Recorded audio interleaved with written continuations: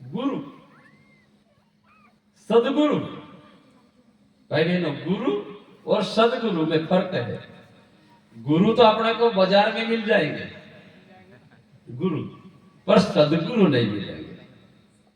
और ज्ञान सबके पास है, ज्ञान हम सबके पास में है, पर सदज्ञान नहीं है। और हमको सदज्ञान चाहिए। और मनुष्य के अंदर बुद्धि भी है, सबके अंदर बुद्धि है, पर सद्बुद्धि नहीं है। सद्बुद्धि नहीं है। आज हम सबको चाहिए सद्ज्ञान, सद्बुद्धि और सदगुरु। और आज गुरु मिला है, लोगों ने गुरु तो कर रखे हैं, पर अभी हम एक बार हम मेरे साथ में एक दो बार 2-3 बार कार्यक्रम में एक भाई को ले जा चुका था। तो मैं उसको देखा करा कि सारे लोग गुरु दीक्षा ले लेते हैं, जनेऊ संस्कार करवा लेते हैं, और मेरे साथी अभी तक नहीं करवाया। तो एक दिन पूछ लिया उसको कि क्यों भाई, सारे लोग गुरु दीक्षा ले लेते हैं, गुरु दीक्षा लेते हैं, जनेऊ संस्कार करवाते हैं, न तू क्यों नहीं ले रहा यार? तो वो बोले कि प्रताप भाई, मैं तो पहले से गुरु कर चुका हूं। तो मैंने कहा इतने दिन तो क्यों नहीं बताया? इतने दिन तो मेरे साथ में तो घूम रहा, पर आज तक नहीं बताया कि तुम मेरा गुरु है, मेरा ये गुरु है, फलाना गुरु है, तो क्यों नहीं बताया? तो वो कि मेरा गुरु खानी पीनी से खाता पीता है। फिर तो मैं भी खाता पीता हूं। तो ऐसे ही गुरु मिले भाई बहन, ऐसे ही गुरु मिले। और ऐसे ही धर्म भी ऐसा ही।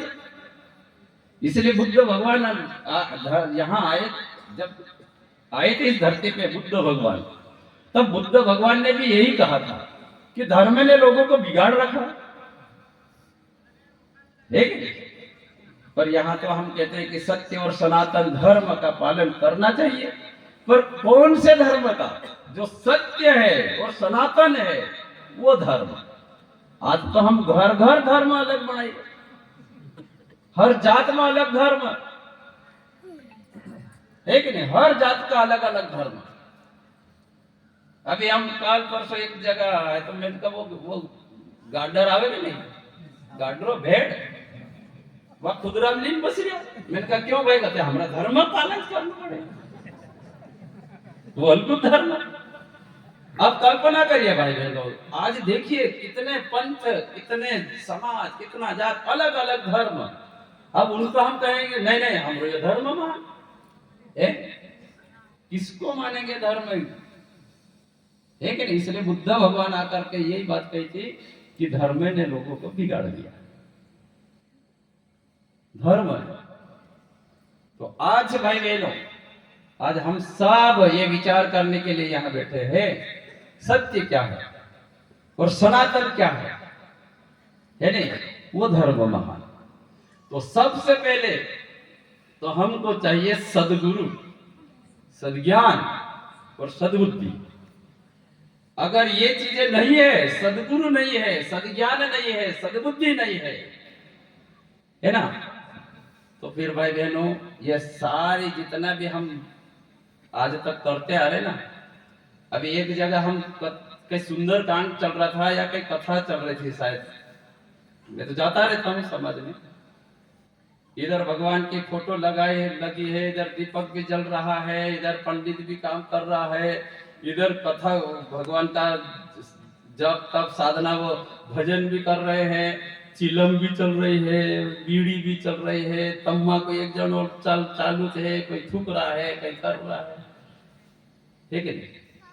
तो फिर भाई बहनों इसमें हम ये देखें कि सत्य क्या है, जो हम सही करने क्या बैठे हैं।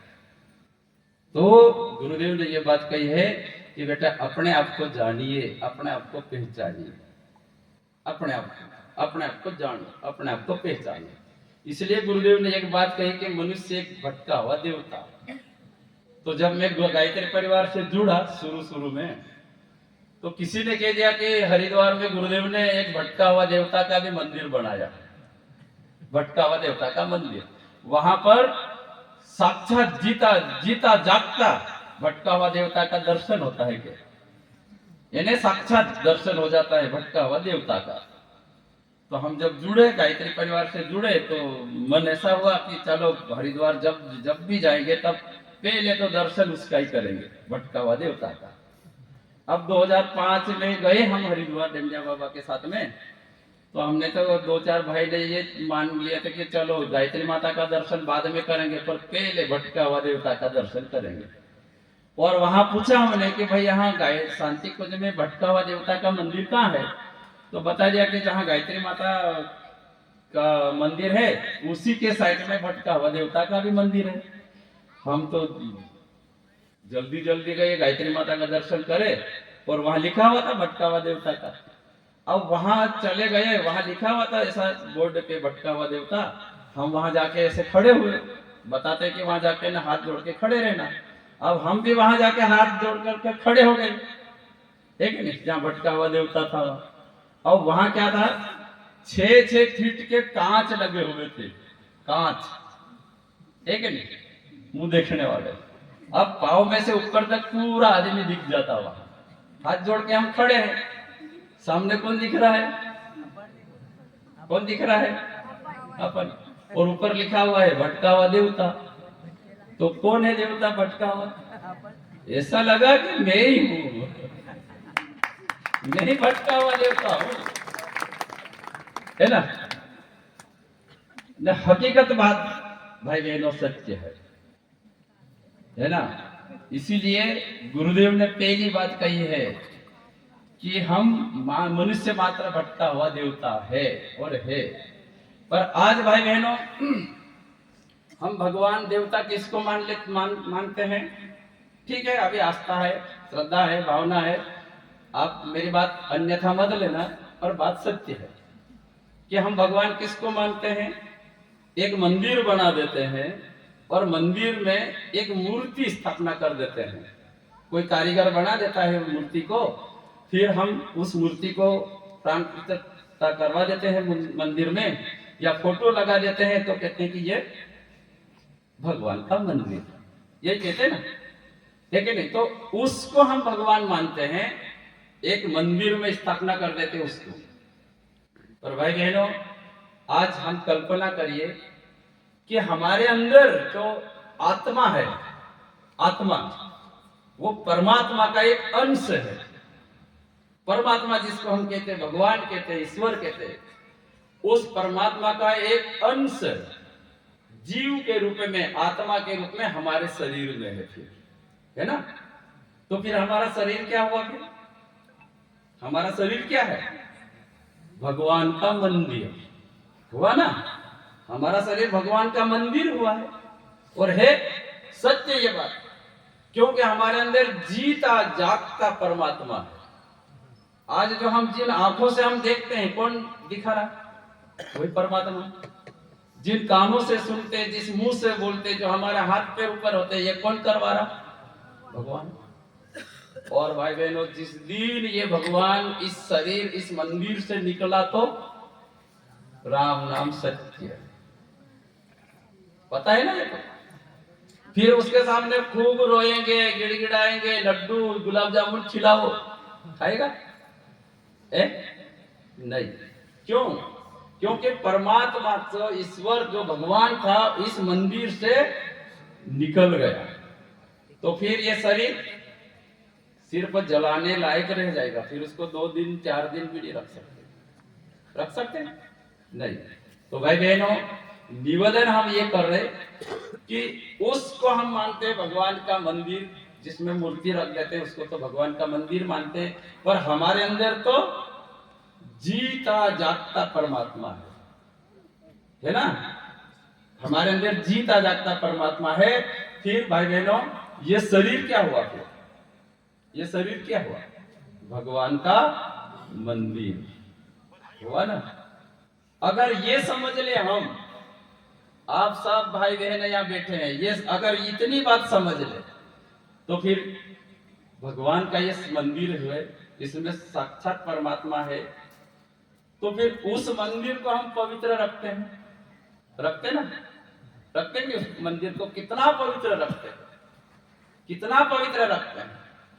वहां जरा भी गंदगी नहीं होने देते, मंदिर के आसपास भी और अंदर भी और अगर कोई खाएला पिएला भी चला जाए तो उसको बाहर, गेट से बाहर, पीने वाले को भी गेट से बाहर।